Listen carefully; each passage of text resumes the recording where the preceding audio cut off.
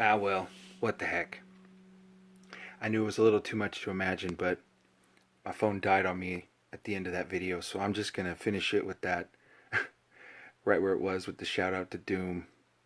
Uh, Sorry, man, it kind of got a little cut off, but I was just gonna say once again how much I just really appreciate this YouTube community.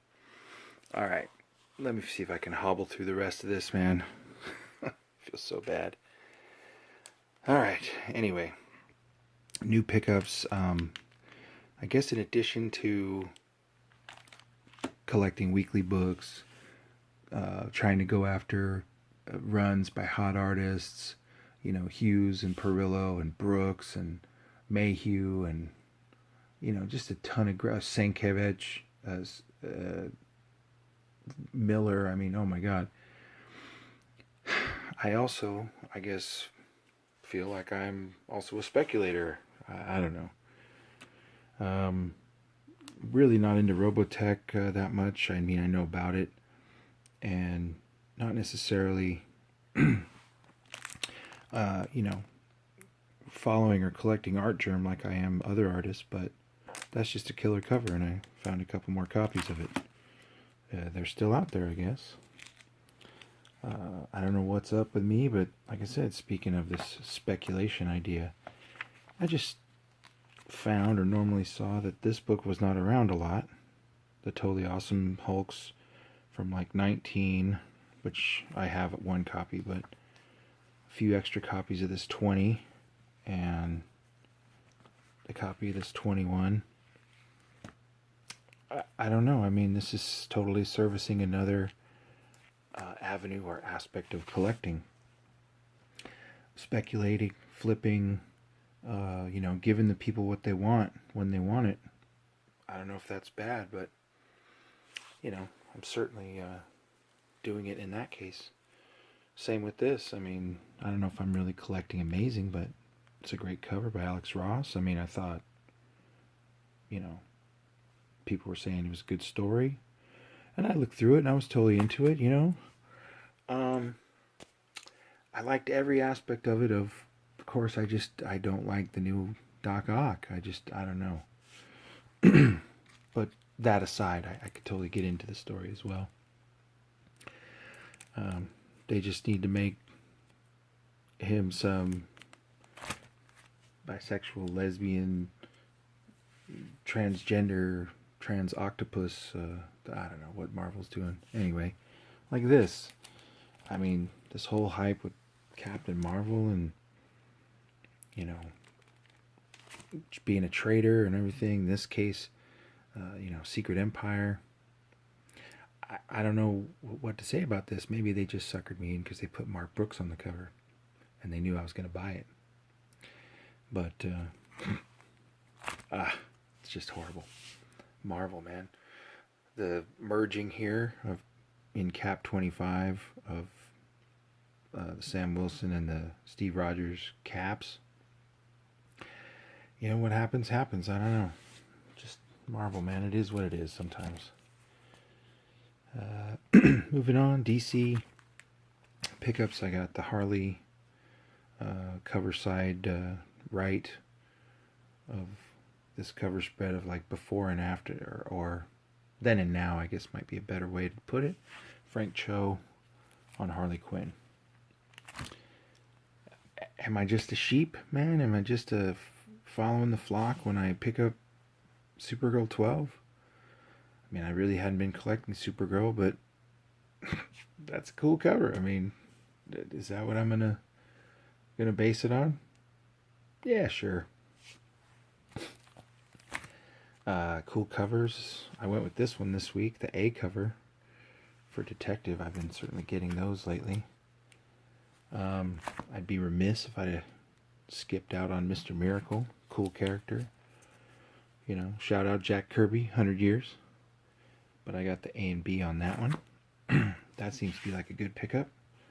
That book shot up immediately, and I don't think I've seen a whole bunch of those.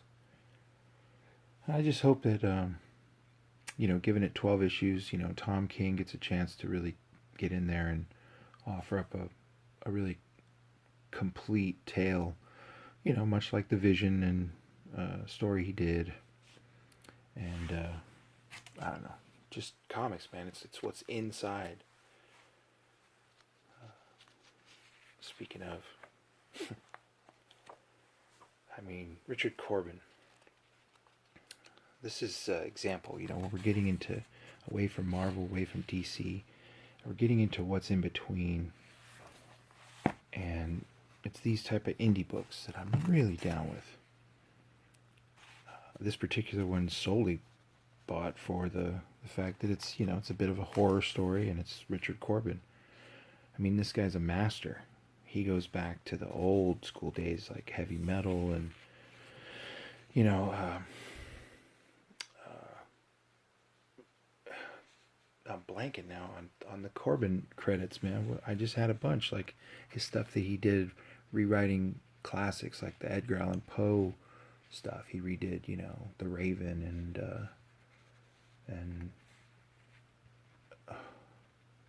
man, I'm just blanking. But you know, Den was the one I was gonna mention as well.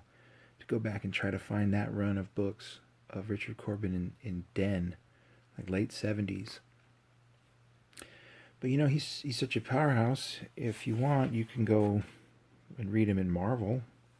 You know, go find Banner, 4-issue limited series. And that was a great, amazing series. You want to read him in DC or that's actually Vertigo. You gotta get or find Hellblazer 146 through 150. That hard time storyline is unbelievable. It's one of my favorite Hellblazer stories.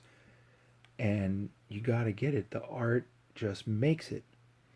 And, you know, it's a great cover too. Look at that cover.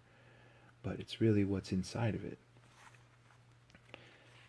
Another example here is this book. Unsound, Cullen Bunn.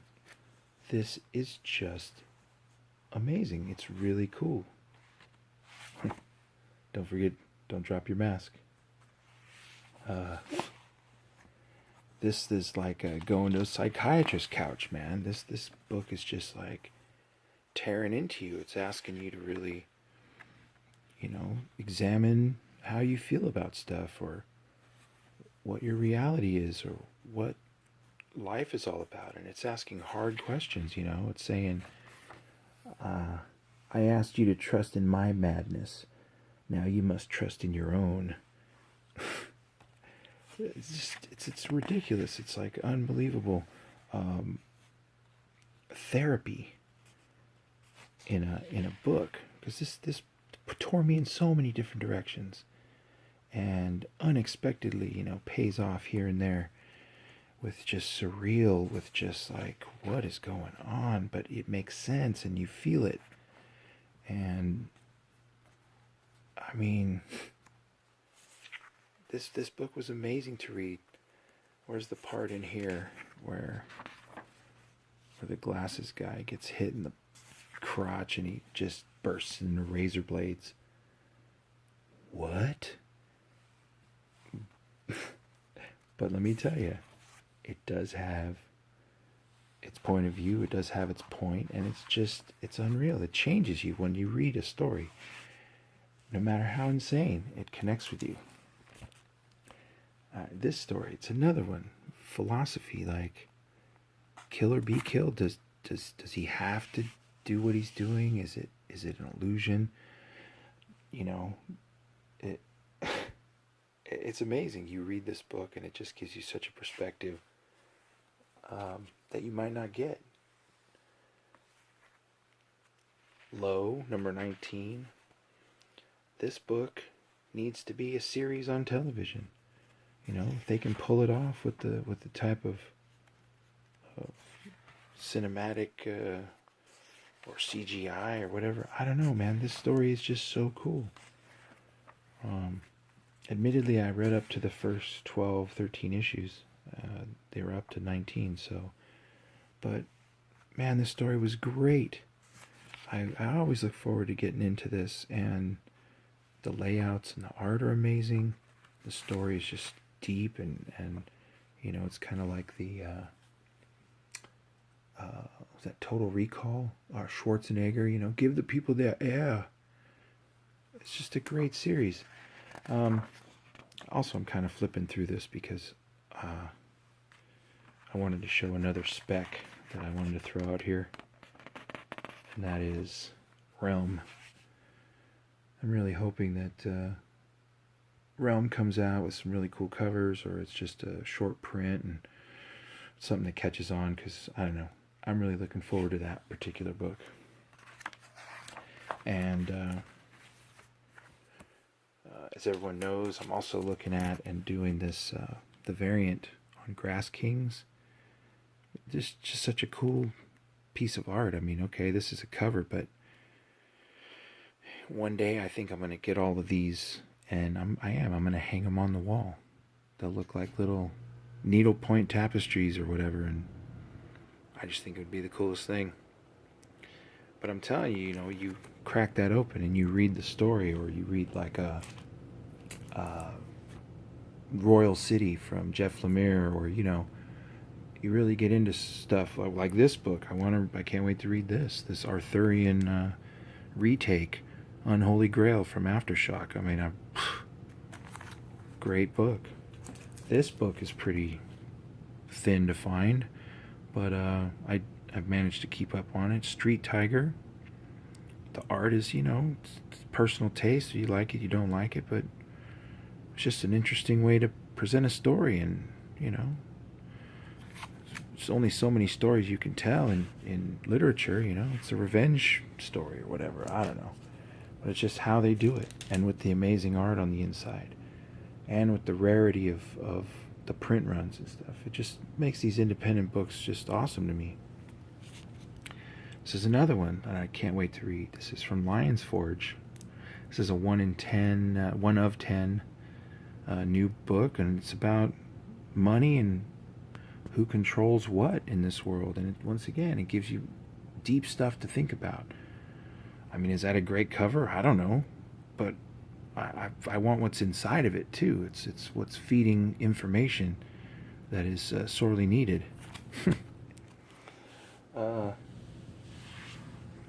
I'm just down with that so much. Got 2 on there.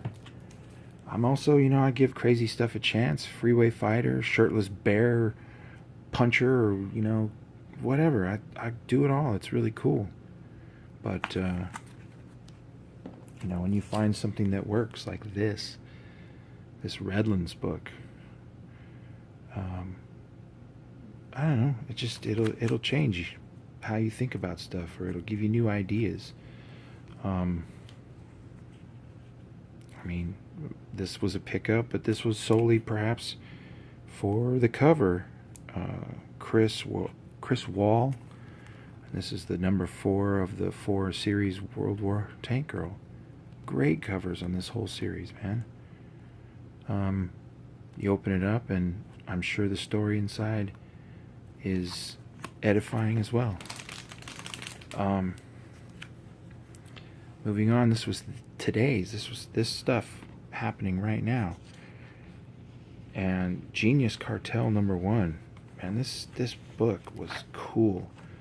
The writing on it is very interesting, and the way the book's paced is really cool. I just hope this book is short printed, man. I hope this book takes off. I hope everything goes well, because I just really dig it.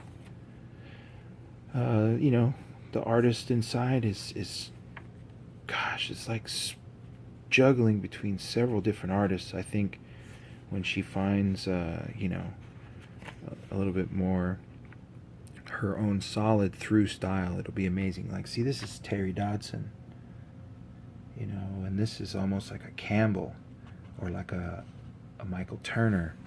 So, I mean, I can go through this book and I see a lot, and, you know, there's a lot of room for improvement, and it's good. It's a young artist. It's coming up. But in this case, it's really the story I thought was interesting. So, once again, I might be looking at it for speculation. I might be looking at it for a carver artist or a writer or something. But really, it's what the book gives you on the inside that I think is sweet. And speaking of sweet, I also went for the Jonathan Hickman variant cover to Genius Cartel #1. Aquaman, once again, shout out to Bad Avenger. Thank you, brother. It's always good to watch his channel. Wealth and fount of information of all things awesome in comics. Another great YouTuber. Dark Knight's Metal, the one of the variant covers. Yeah, had to get that. I guess people were interested in that. Black Cloud, sticking with that. Great story. Jason Aaron. Oh my God, Jason Aaron. I love his stuff. Love Jason Aaron. Southern Bastards. Keep it going. Issue 17.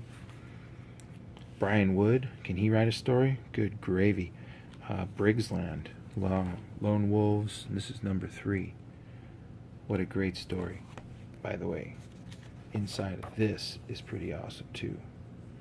That story about secessionist family in the northern part of the United States. I got another book out there, Calexit, if you can find that book, from Black Mask, about California wanting to break away and secede from the rest of the country. These are awesome topics and thoughts, and comics are giving that to you. Descender. Rise of the Robots. I mean, what can you say? Dustin Nguyen, Jeff Lemire. Unreal book. Killbox. This is volume 2, Chicago. My favorite kind of stuff, like I said, the black and whites, the indies. My biggest thing, and one of the things maybe I should hope for to represent in my channel, is I really want to find out about print runs. I really want to find out the real news on print runs, and what they mean, and how they affect how and what we're collecting. Because I don't know, man, I don't want to be taken for a ride anymore on any of these supposed premiums. I never even saw, speaking of premiums, I never even saw the J. Scott Campbell Sheena 1 in 100. And you're talking about a 25-cent zero book. So, and I also heard about deals out there where you spent like $35 and you got 100 copies. You got a 1 in 10s, 1 in 25s, and 1 in 50, 1 in 100, whatever. You got the whole set. I don't even know how to approach that from a buying or speculating stance. I don't know. Was that J. Scott Campbell cover that amazing? It was cool. It really was. But no more cool than that Stanley Lau Supergirl 12 that I picked up for, $250. I don't know, man. There's a lot of questions to be asked. Man. This is such a fun book, man. Fairyland by Scotty Young, #15. That's still going strong. 4-issue series, Winnebago Grave Yard. Let me tell you, this is really, I mean, what a crazy, gruesome, fun story. I mean, blam. So, like I said, independent books, miniseries, Image. This is where I'm at. Godshaper #5. Almost like a shout back or a shout out to Corbin and those stylized artists and whatnot.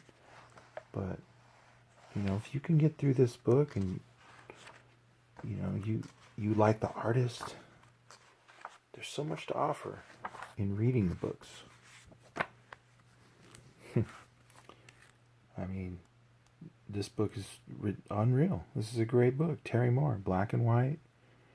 Probably not a whole lot of print run, but Motor Girl #8. Oh, man. This stack of books right here, that was $49. So we're definitely talking about putting out money in this day and age for comics, and they're getting more and more expensive. And it seems like it's also asking or begging more and more questions about what we're collecting, what to collect, how much should you be paying for it, when should you buy it, should we all just stealth buy everything or try to just wait or have patience or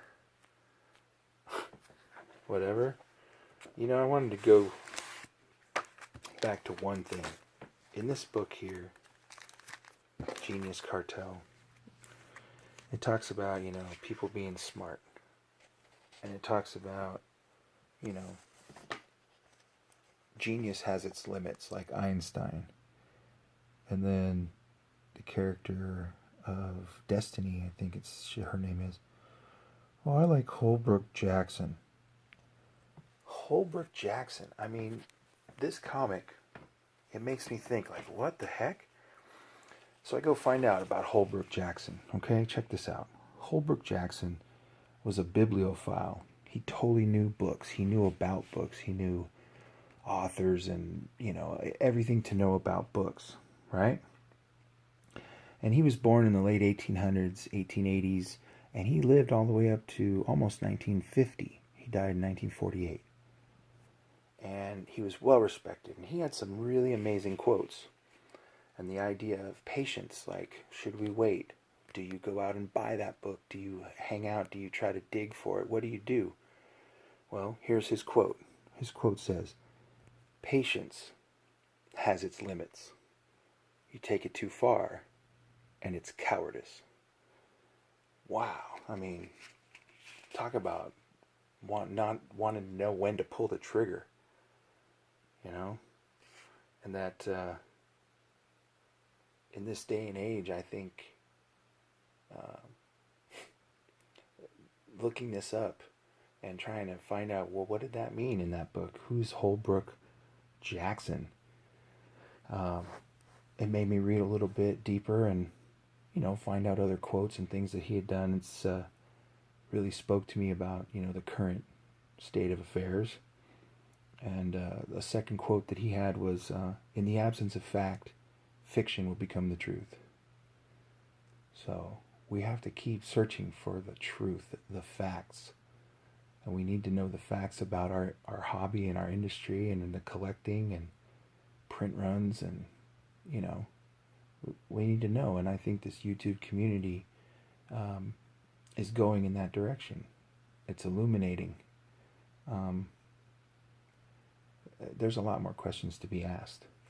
But in the final quote that I came across, all these quotes just fell right into my lap, and it just made me think, like, this is exactly what we're dealing with. And this last quote by Holbrook Jackson: "A good book is always on tap. It may be decanted and drunk 100 times, and it is still there for further imbibement."